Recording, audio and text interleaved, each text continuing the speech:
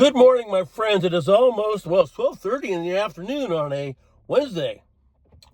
And I just decided to come out here and throw out a quick video. It won't be much more than 5 or 6 minutes because I got to get out of here and go do some stuff. And in the Bay Area, if you goof around too long, after, say, 2:30, even like my old town, and people start getting off at their jobs and the kids get out of school, traffic gets kind of bad. So, again, I'm going to refer you to Nate, because he did another video that I watched this morning. It was 50 minutes, and was talking about the fire and Trump and Greenland and all kinds of different things. And a lot of it makes a lot of sense. So today, what I ended up doing, because I keep thinking I'm done with buying all my prepping gear and all that and everything else. Now, it's hard here to convince anybody to get and stockpile food. It just isn't easy, okay? So we have enough, but not enough for a long time. I might go look at a little bit of that today in my little errands around. But anyway, he was focusing on the Southern California fires. So while I realized that was probably a big deal, I watched it, and they even did advertise it on the good old you-know-where, but I don't like to run those names, so then I'm advertising, and I can get dinged for saying it, so. But the other one, the AMAZ, has a very similar item there for a little less. And I got 4 of them, because there's 4 of us.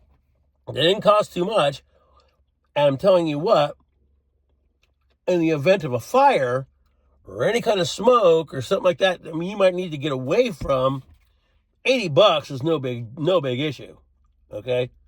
So every time I think I'm done, I always buy something else.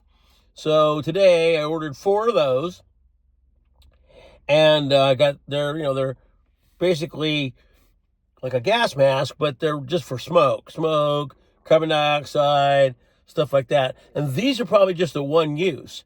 I mean, there's probably a way to fix the canister, and do a DIY for those. But I did do one years and years ago about how to make your own gas mask. Now, the gas mask I found at a thrift store with nothing on it. It had no canisters. It didn't have any and it hadn't been used, but it didn't have that part. Those parts were gone. So what I basically did was I did a video, and I took these tuna cans or skull cans, whatever you want to use, but the tuna cans are metal, right? And so then what I did was I took the tuna cans, poked some little bitty pinholes in the tuna cans, put like paper towels in there, and then charcoal, a little bit of charcoal, put that in there. And any kind of ingredient you might need. And then there I made a one-time gas mask for the same kind of thing. It wouldn't work on chemical, but it would work for that. So like I'm saying, you can figure out your own ways, do things as they call DIY, do it yourself, and stuff like that. So I have always, and I posted this on the Dreaded FB today, I have always tried to get people to understand that being a small time prepared is better than not being prepared at all. Now, today, I have to go out and get gas. I would say that between now and that day, which just happens to be my birthday, and another day that could happen, and that's sports-wise, but we'll see if that happens. I would say, because, eventually it's not going to matter, but I would say that before all that goes down, you should probably have 1 full tank of gas that's at a regular price, because it could very well start going up. Eggs. What's going on with that? All of a sudden, $8 thing, and they're blaming the old bird flu. A lot of people that I talk about, oh, they'll never do what they did in 2020. Oh, they'll never do it. They'll never do it. Don't you bank on it. Nate even said it would be a great way to, when a war begins to happen, what happens if that happens to a country and now it's all locked down? Well, I don't think whatever it is going to allow this country to come right into you if everybody in it's got something. But there are ramifications about telling the public it's more than it is.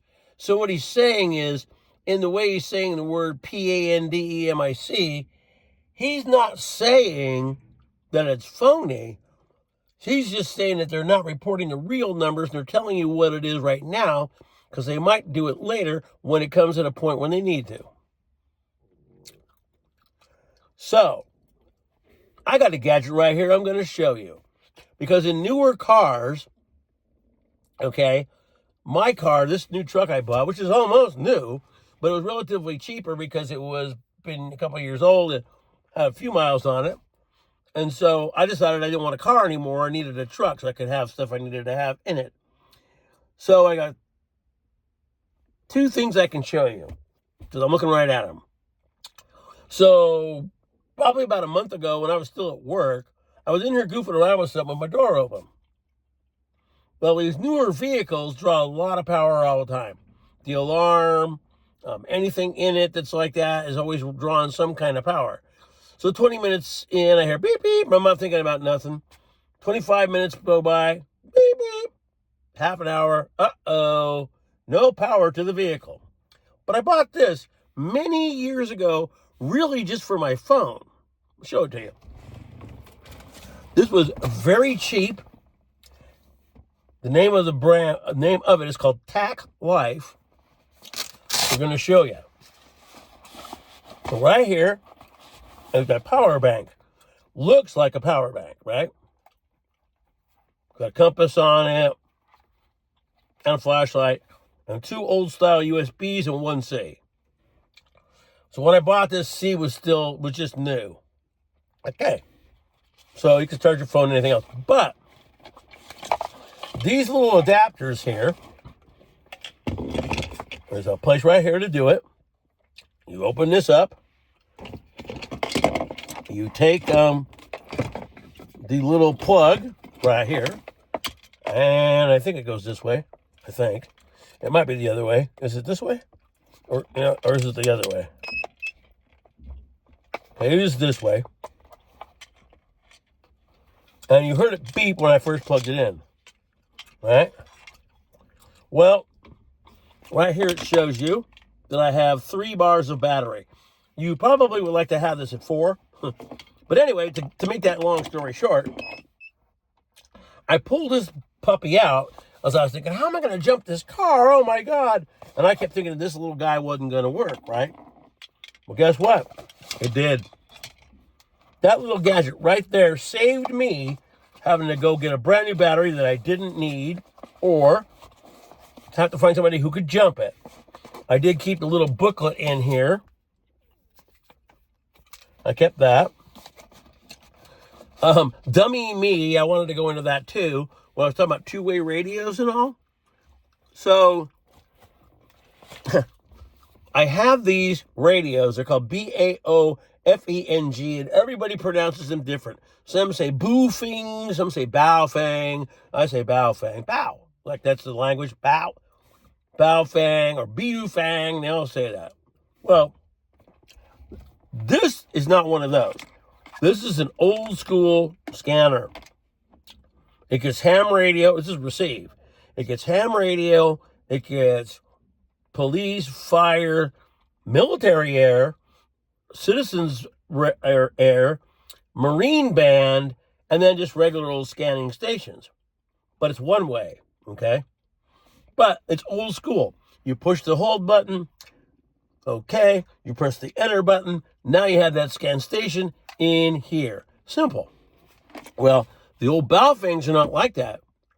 You got to press menu and press 1 and do 3 and do 4. Well, what did I do? I threw away the dumb book.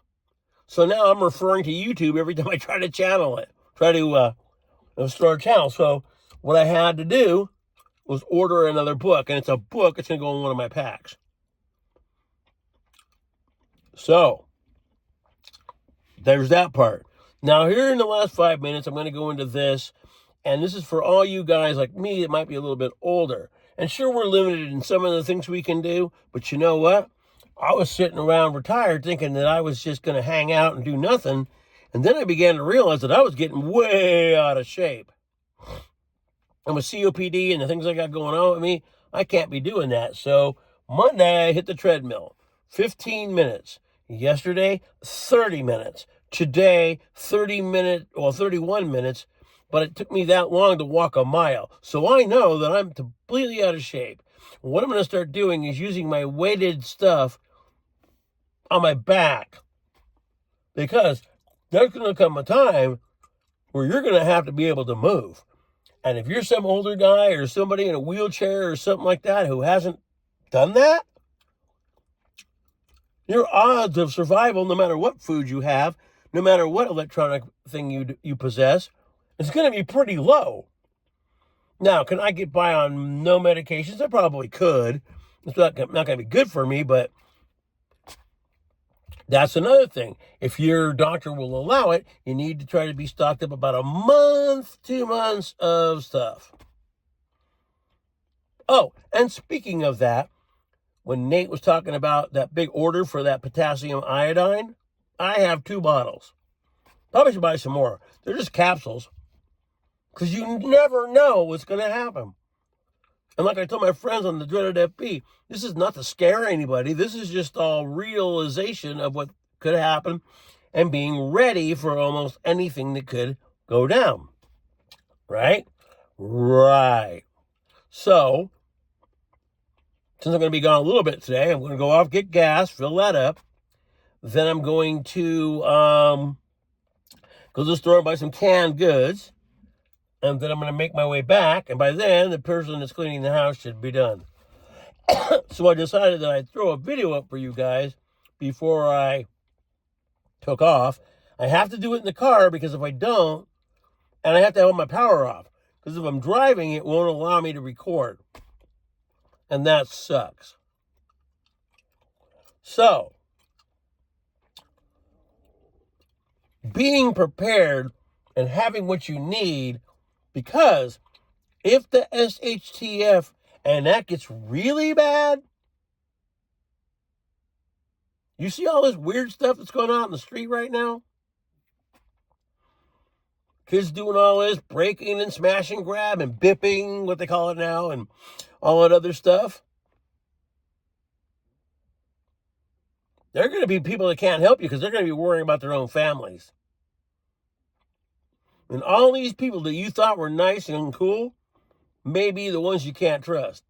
Make sure you have a tight circle. And in the last 2.5 minutes, I'm going to say this. We did have a meeting place, me and my friend, but now he's dropped away from talking to me. But if you have people that don't live in your state, that are in your family, or live a few hundred miles away, you should always have a meeting spot. Ours was 4 hours from every spot our families lived in. But this guy chose to go a different way.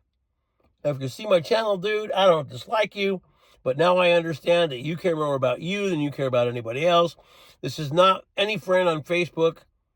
It's only one guy that I know that served in the military like I did, and this guy is whatever. Now, before we leave, I have another video for another little topic to talk about. 4 to 5 more minutes, and then I got to get out of here. So, this morning, I don't get up that early. About 4 o'clock in the morning, some guy's going outside for whatever he has to do before he goes to work kind of early. Looks out in the sky and sees, what did he see? A triangle drone, just like the one I showed you guys in a picture that I posted here. Big. Do you know what I found out? The dreaded DARPA has a place here. Of course they do. and that's connected to Raython and blah, blah, blah, blah, blah. So, that's a big boy. That's one of those big ones. And when you turn your back, they're gone. Now, lately I've been watching a lot of Stephen Greer with a different viewpoint, because it wasn't that I didn't like him, but I didn't trust him. And it doesn't mean I trust him, but he is coming out with some of the truth. And there was one that called something of the century, lost century. I watched that. That was okay. It was very interesting, but it was very, very boring. But anyway, he has already come out and said that 99 point however many percent of these so-called UFOs you think you're seeing are drones. And that all the things they were doing back in the 60s and 50s and all that after Roswell was pretty much from this planet. All of it. Alien abduction, seeing the craft, pictures that they showed of them, because our technology is 100 years ahead of itself. So what do you think they were doing with little old E.T., thinking E.T. was E.T.? E.T. was bitty, bitty, bitty. He was a robot. He was an AI robot. And like I said, had one of these on him to translate any language that came into the bank. Therefore, it could speak back to you in your language. Remember what they talk about with AI and how AI is able to read your mind and stuff like that. Oh, this thing telepathically talked to me. Well, guess what? As he stated, 90% of it is from here. Who's behind it? It's not just one country. It's actually probably privately run. If that guy walked out and saw a big old triangle drone, just like the picture I put out here, and showed you, and where was that one in the picture I showed? Came from a relative of mine by a military base. And there you have it. Are they trying to get ready to fake us out with something? Who knows? This fog has already been explained. People are laughing at it on these social media places like they don't believe it, but yet people are filming it and showing it happening, and everybody that's doing it's getting sick. So anyway, my friends, I got to get out of here because somebody wants to get in their car. So I'm going to go ahead and leave. You guys have a great day. Video went on a little longer than I wanted, but I decided, and hey, I didn't sniffle nor cough. Peace. I'll be seeing you.